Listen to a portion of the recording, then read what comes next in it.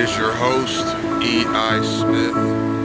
Today's date is Saturday, June 1st, 2019. I am at the Starbucks on Indiantown Road in Jupiter, Florida. I'm going to get some gang stalking caught on camera for you this morning. The time is 9:23 a.m. I'm about to head south on Indiantown Road towards the library. Be looking for synchronized obstruction of movement, synchronized space crowding, and other gang stalking activity. Let's go.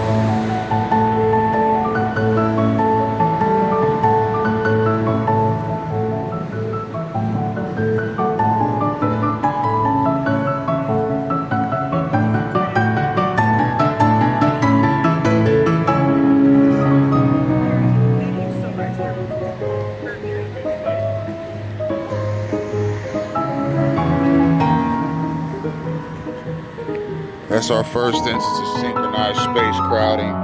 Just as I'm walking out, there's a car coming that's timed, synchronized, and meant to obstruct my movements.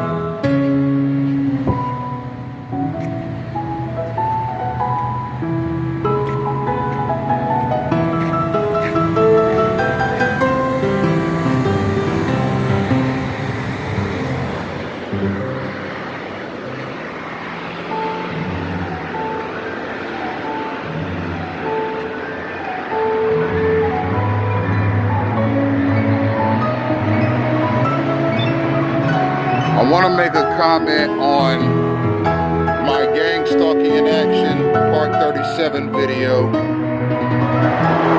where a gang stalker by the name of Michelle called the Jupiter police on me for allegedly snoozing in the dog park, as she put it, and being in the dog park area of Sinquest Park without a dog.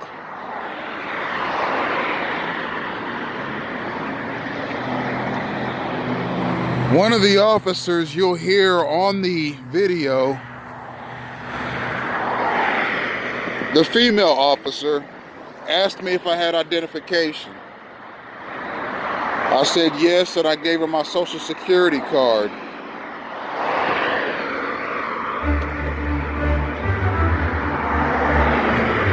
She asked me what the first number on the card was, and I told her a 4.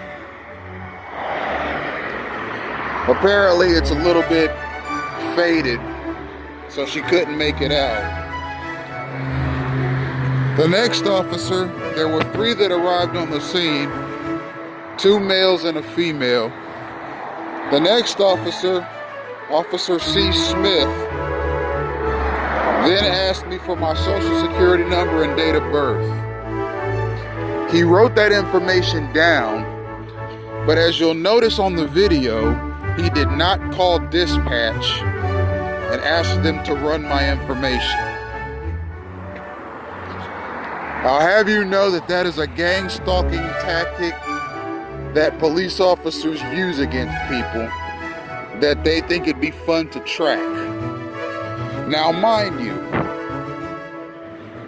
I could have had warrants for murder in the first degree.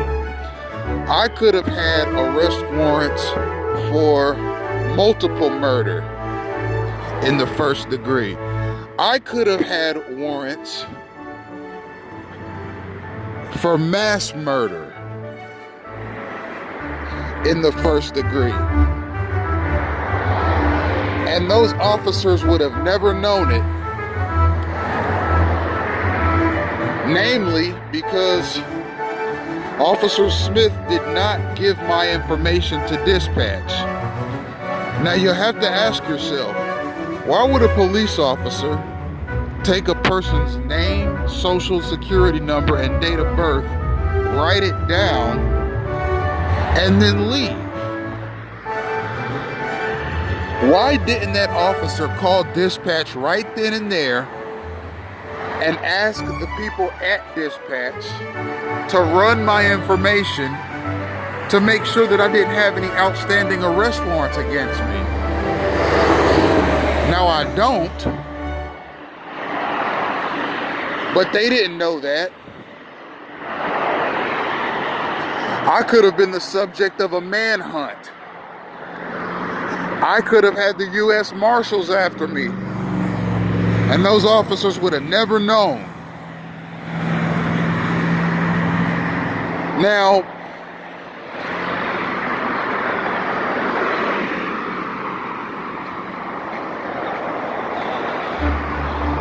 why would an officer ask me for my information and then not call dispatch and ask them for my background?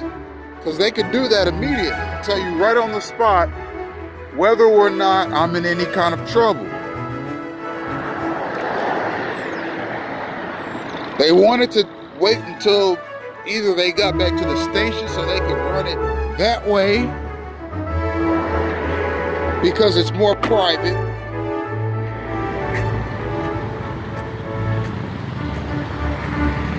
or he wanted to give my information to a bounty hunter or a private investigator and let them be the ones to tell him whether or not I had warrants or anything of the sort. Now, if I had have had warrants,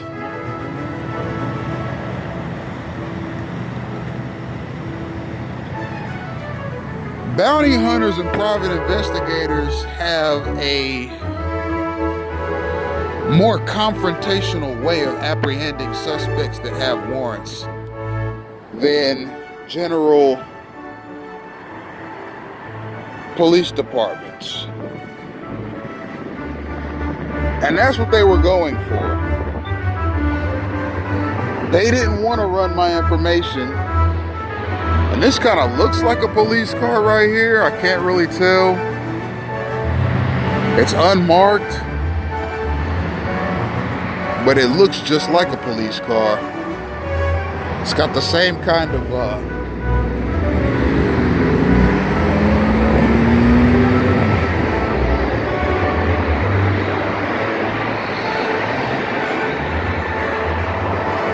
style to it, and the same kind of accessories like the grill and the mirror. I saw a laptop on the inside of the car.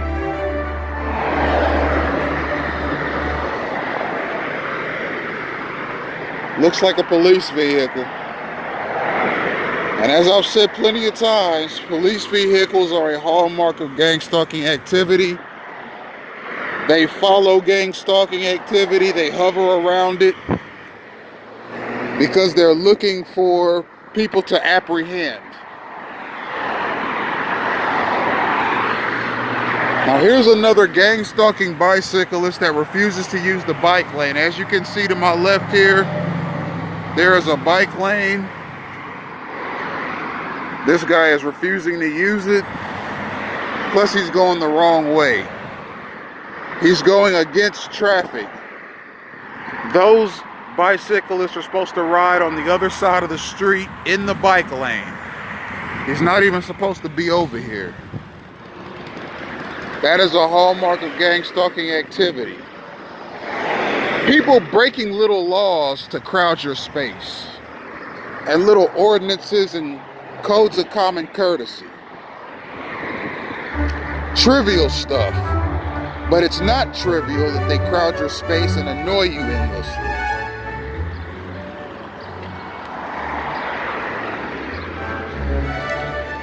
So anyhow, back to the police. He could have taken my information and given it to a bounty hunter or a private investigator or some other private semi-law enforcement entity, so they could run my information and find me and apprehend me themselves. You see, it's more fun than just giving my information to dispatch and them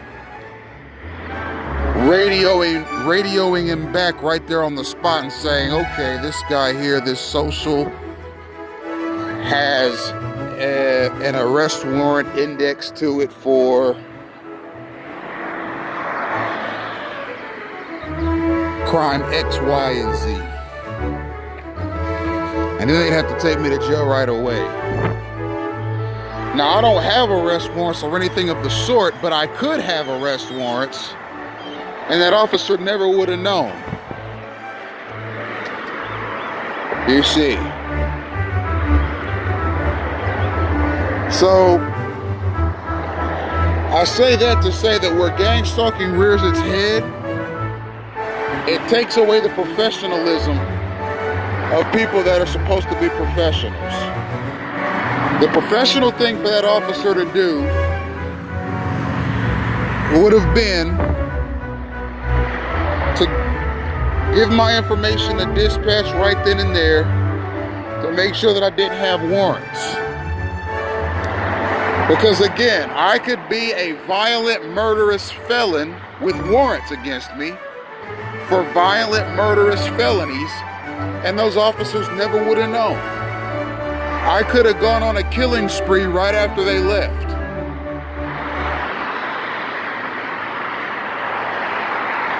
And in the local news that evening, the first question that would have been asked was, why wasn't he arrested that day for the warrants that he had out against him?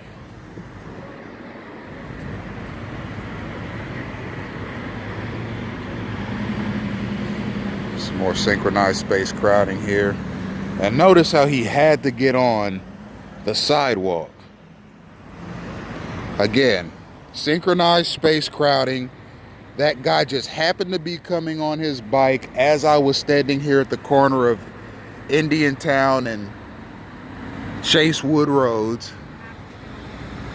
He just happened to be on his bike and just happened to be coming up on the sidewalk right as I was standing here. That is synchronization. That's obstructive gang stalking behavior, and it's devised to annoy the targeted individual. Stuff like that can only happen to you so often before you realize it's a derivation rather than a coincidence.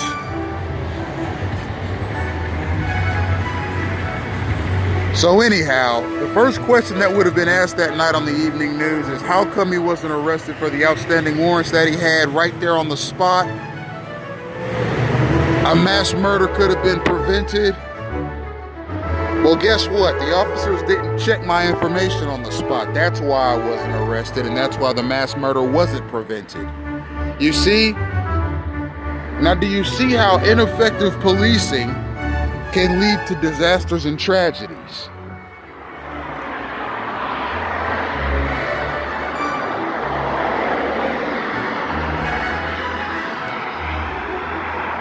You see, for whatever reason, those officers did not run my information with dispatch. They just took it and left. That's a gang stalking tactic. That's a gang stalking tactic. Who knows what that officer did with my information?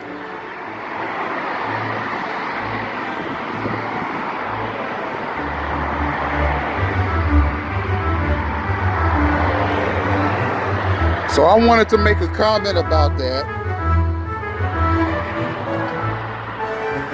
I thought it was peculiar that, and you'll hear it on the video, when the female officer asked Officer Smith, so is that it? Are we good to go? Officer Smith said, yeah, we're good to go. And that was without sending my information to dispatch.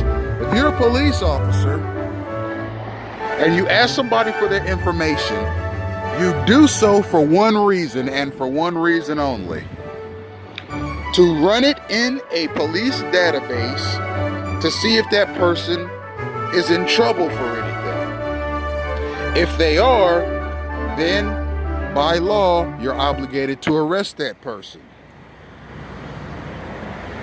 for outstanding warrants. If you're not going to use a person's information to look up whether or not they have warrants, then you don't need to be asking them for their information. One of the officers that you'll hear on the video, one of the officers asked me for ID. I gave her my ID. The reason a police officer asks for ID is to check you out to see if you have a warrant. I gave them not only did I give them my social, but I gave them my full name and my date of birth. They took that information and did not check it out. They just walked away. That's a gang stalking tactic. Because who knows what they did with my information? They could have given it to gang stalking semi-law enforcement agents who are tracking me right now. We just don't know. I wanted to comment on that because you'll hear in the video them ask me for not only my ID, but you'll hear Officer Smith ask me specifically for my social. Now, what are you asking me for my social for, Officer Smith, if you are not looking to check me out?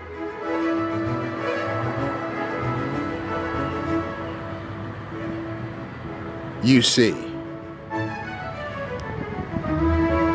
So I wanted to make comments about that.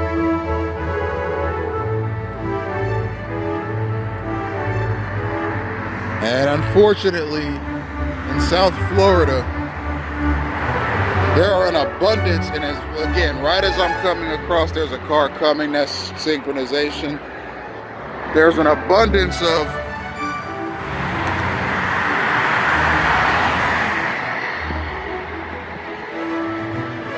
you can't really see it because of the glare of the sun, but there are an abundance of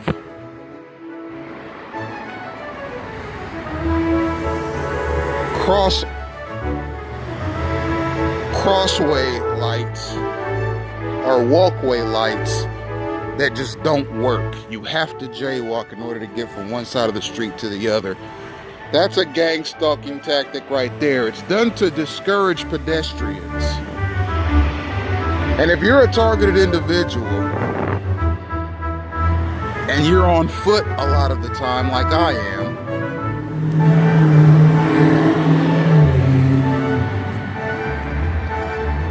you encounter a lot of walkway lights that don't work. That's done specifically to disadvantage you.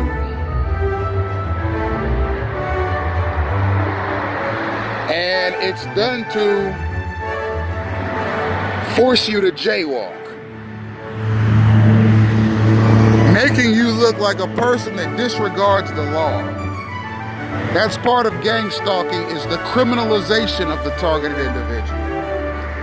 And as I've said in previous videos, stoplights, walkway lights, and lights that are operated by public entities can be hacked, just like a computer can be hacked. They can be tampered with, just like a computer can be tampered with. And they often are, specifically to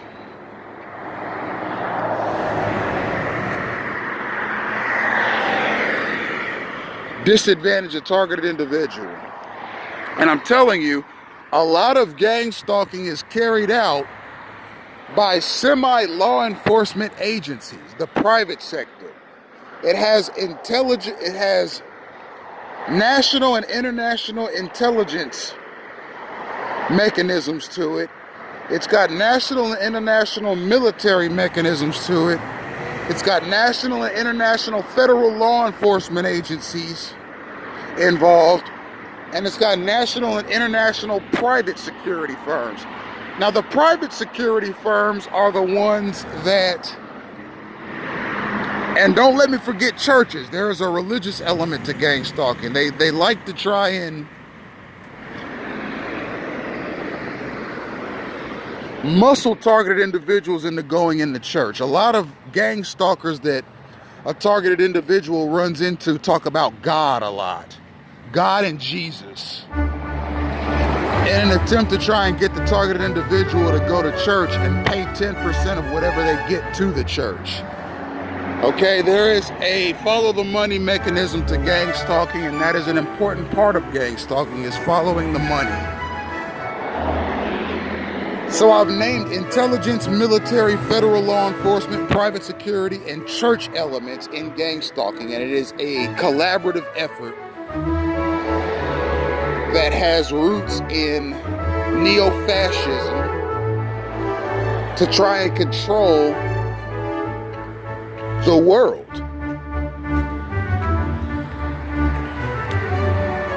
And rewrite history to fit their own hateful narratives. Now, the private law enforcement, or what I like to call semi-law enforcement, they're not exactly police officers, but they work very closely with police officers, bounty hunters, private investigators, private security firms, security offices that provide security guards to companies and so forth. These guys have people on the streets doing God knows what. But I know for a fact a lot of what they do is gang stalking. They just systematically harass targets. And how does a person become a target? I've spoken at some length about that in previous videos. A person can become a target by having a messy divorce, being a whistleblower, being a political dissident, being very passionate about a political cause, having an inheritance, or making the wrong enemy. That's how a person becomes a target.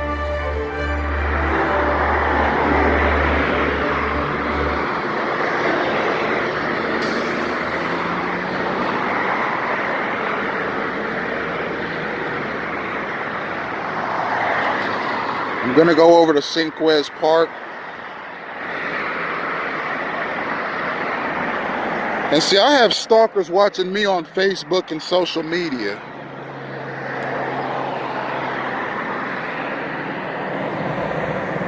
The first post that I posted on Facebook, where I tagged my location as Jupiter. Almost that very minute, I started seeing an uptick in gang stalking activity. That's because I have gang stalkers in South Florida, the deep south of Florida, Miami and Miami Beach, in that area. Also in the Aventura and Hallandale Beach areas that are stalking me. They have gang stalking permissions on me. And they cyber stalk me on all of my social media pages, and they saw on my Facebook page that I was in Jupiter, and they immediately used their resources to stalk me out here. And it's some of the most gross, hateful, and annoying stuff you will ever see. I've talked about scent harassment, obstruction, like this guy here. He just happens to be crossing as I'm crossing.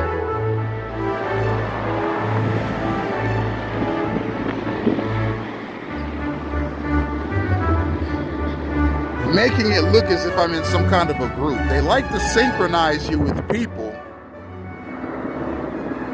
in the open space like this that makes you look like you're in cahoots with them. For example, if they want to make me look like I'm a shady drug dealer, when I'm out and about, they will dispatch drug dealer types or just real drug dealers to walk around me in my general vicinity so that police and anybody who knows those drug dealers will associate me with them because they're in my immediate vicinity. You see, if I was a principal gang stalker and I wanted to make you, the listener, look like a shady drug dealer, The way I would do that is I'd wait until you were out and about. Maybe you were walking, maybe you were riding a bike, maybe you were going shopping or going anywhere. I would dispatch the drug dealers in the area that are involved in gang stalking and tell them to go to your immediate location. Not exactly say anything to you or anything of that sort, but just go to your immediate location. What does that do? What does telling drug dealers to go to a person's immediate location all the time do? It makes you yourself look like a drug dealer. See, a lot of gang stalking is guilt by association. If they want to make you look like something, all they have to do is dispatch gang stalkers that are involved in whatever behavior they want you to look like you participate in, and have those people around you at all times. All they have to do is dispatch them. And they will come around you, and some of them will actually interact with you casually as if they know you. And anybody that's around that knows the kind of activity they're involved in now associates you with that activity, even though you don't know those people and you've never seen them a day in your life. As a matter of fact, look at my gang stalking and pictures page on Twitter. The most recent one has a photo with me walking down the street, and you'll see a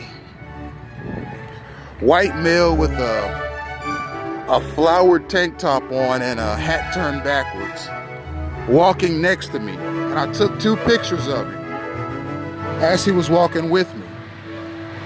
And this guy is a drug dealer, and he stopped me as I was walking to the library,